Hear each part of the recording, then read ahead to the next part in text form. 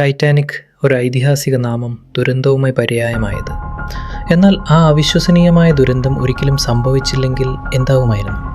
Titanic ആ ഹിമക്കട്ടയിൽ ഇടിച്ചിട്ടും പൊങ്ങിക്കിടന്ന് ന്യൂയോർക്കിൽ സുരക്ഷിതമായി എത്തിയിരുന്നെങ്കിൽ എന്തായിരുന്നു? ഇന്ന് ലോകത്തിലെ ഏറ്റവും ധനികനായ വ്യക്തി കടലിൻ്റെ രാജാവല്ല, മറിച്ച് വലിയൊരു കപ്പലിൻ്റെ രാജാവായിരുന്നു. നമുക്ക് കണ്ടെത്താം. 1912 കഥ നടക്കുന്നത്. ടൈറ്റാനിക് ഒരു ആഡംബരം നിറഞ്ഞ ഒഴുകുന്ന നഗരം. സൗത്ത് ആംപ്ടണിൽ നിന്ന് ന്യൂയോർക്കിലേക്കുള്ള ആദ്യ യാത്രയിലാണ്. ആഡംബര യാത്രയുടെ ഉന്നതിയായിരുന്നു അത്. അറ്റ്ലാന്റിക് സമുദ്രം കടക്കുന്നത് ഒരു സുഖയാത്രയും ക്ഷമയുടെ പരീക്ഷണവും ജീവനോടെ നിൽക്കാനുള്ള കളിയുമായിരുന്നു. 3000 ലൈഫ് ബോട്ടുകളുള്ള ടൈറ്റാനിക് മുങ്ങാത്ത കപ്പലെന്ന് വിശേഷിപ്പിക്കപ്പെട്ടു. പക്ഷേ ഏപ്രിൽ 15 രാത്രിയിൽ വിധി മറ്റൊരു പദ്ധതിയാണ് തയ്യാറാക്കിയിരുന്നത്. ഹിമക്കട്ടകളെക്കുറിച്ചുള്ള മുന്നറിയിപ്പുകൾ അവഗണിച്ച് ടൈറ്റാനിക് വടക്കൻ അറ്റ്ലാന്റിക്കിൻ്റെ തണുത്ത വെള്ളത്തിലൂടെ മുന്നോട്ട് പാഞ്ഞു. രാത്രി 11:40 ഇരുട്ടിൽ നിന്ന് ഒരു ഹിമക്കട്ട ഉയർന്നു വന്നു. നിശബ്ദവും അനങ്ങാത്തതുമായ ഒരു മതിൽ കൂട്ടിയുടെ ഒരു നിമിഷം കൊണ്ട് സംഭവിച്ചു. ബലപ്പെടുത്തിയ കവചമുണ്ടായിട്ടും ടൈറ്റാനിക്കിൻ്റെ വശം ഒരു ടിന്നിനെ പോലെ കീറിപ്പോയി. അത് രക്തം വാർന്ന് പതുക്കെ തണുത്തുറഞ്ഞ ആഴങ്ങളിലേക്ക് മുങ്ങിക്കൊണ്ടിരുന്നു. തുടർന്നുണ്ടായ കുഴപ്പത്തിൽ ലൈഫ് ബോട്ടുകൾ വെള്ളത്തിലിറക്കി, ഫ്ലെയറുകൾ വിട്ടു. ജോലിക്കാർ ക്യാപ്റ്റനിലേക്ക് തുഴഞ്ഞു. ചില യാത്രക്കാർ ഡെക്കിൽ ഒരുമിച്ച് കൂടി രക്ഷയ്ക്കായി കാത്തിരുന്നു. മറ്റു ചിലർ തണുത്ത വെള്ളത്തിലേക്ക് ചാടി. പക്ഷേ അവരെ കാത്തിരുന്നത് മരണത്തിൻ്റെ തണുത്ത കരങ്ങളായിരുന്നു.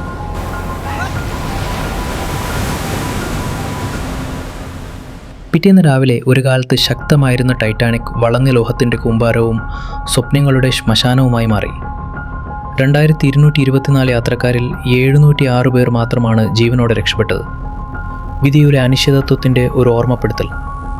മരിച്ചവരിൽ അക്കാലത്തെ ഏറ്റവും ധനികരും സ്വാധീനമുള്ളവരുമായ ജോൺ ജേക്കബ് ആസ്റ്റർഫോർ, ബെഞ്ചമിൻ ഗുഗൻഹൈം, ഐസിഡോർ ഐഡസ്ട്രോസ് എന്നിവർ ഉൾപ്പെടുന്നു.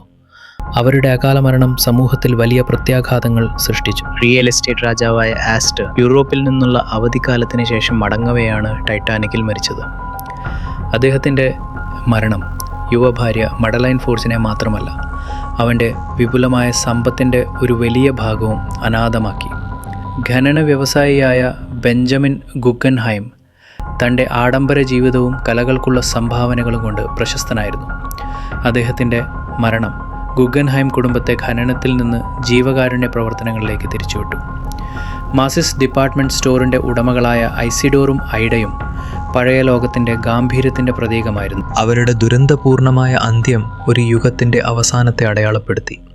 ഈ മരണങ്ങൾ മറ്റ് 100 കണക്കിന് മരണങ്ങളോടൊപ്പം സമൂഹത്തിൽ ഒരു ഭൂകമ്പനം സൃഷ്ടിച്ചു. വ്യവസായ മേഖലയെ പുനർനിർമ്മിക്കുകയും പലരുടെ ഹൃദയങ്ങളിൽ ഒരു ശൂന്യത സൃഷ്ടിക്കുകയും ചെയ്തു. ടൈറ്റാനിക് അതിജീവിച്ചിരുന്നെങ്കിൽ ഈ വ്യവസായ ഭീമന്മാർ അവരുടെ ദർശനങ്ങൾ പ്രകാരം ലോകത്തെ രൂപപ്പെടുത്തിയേനെ.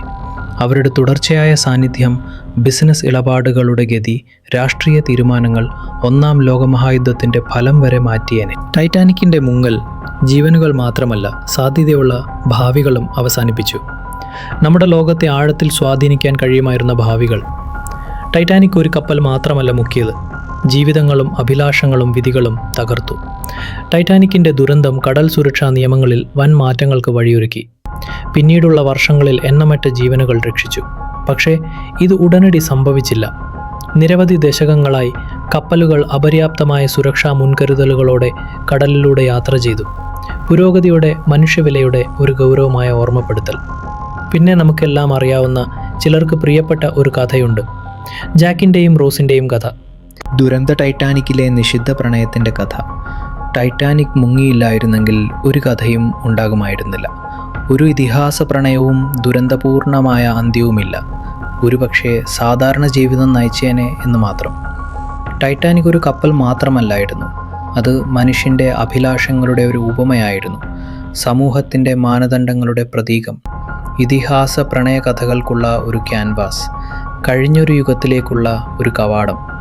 ഇത് ഒരു കടൽ ദുരന്തം മാത്രമായതിനാലല്ല, മറിച്ച് നിയമങ്ങൾ വ്യത്യസ്തവും പ്രത്യാഘാതങ്ങൾ ഗുരുതരവുമായിരുന്ന ഒരു കാലത്തെ പ്രതിഫലിപ്പിക്കുന്നതിനാലാണ് ഇത് നമ്മെ ആകർഷിക്കുന്നത്. ടൈറ്റാനിക് മുങ്ങിയില്ലായിരുന്നെങ്കിൽ അതൊരു കഴിഞ്ഞ യുഗത്തിൻ്റെ അവശിഷ്ടമായി, ഒരു തുറമുഖത്തെ മ്യൂസിയം കഷ്ണമായി, ചുരുക്കം ചിലരുടെ മനസ്സിലെ ഓർമ്മയായി മാറിയേനെ.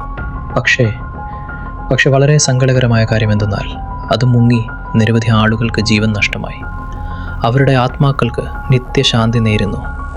അങ്ങനെ അത് നമ്മുടെ കൂട്ടായ ഓർമ്മകളുടെ തുണിയിൽ നെയ്തെടുക്കപ്പെട്ടു. നിങ്ങളുടെ അഭിപ്രായം എന്താണ്? ടൈറ്റാനിക് മുങ്ങിയില്ലായിരുന്നെങ്കിൽ ലോകമെങ്ങനെ വ്യത്യസ്തമായിരുന്നേനെ എന്ന് നിങ്ങൾക്ക് തോന്നുന്നു? നിങ്ങളുടെ ചിന്തകൾ ഞങ്ങളെ അറിയിക്കൂ.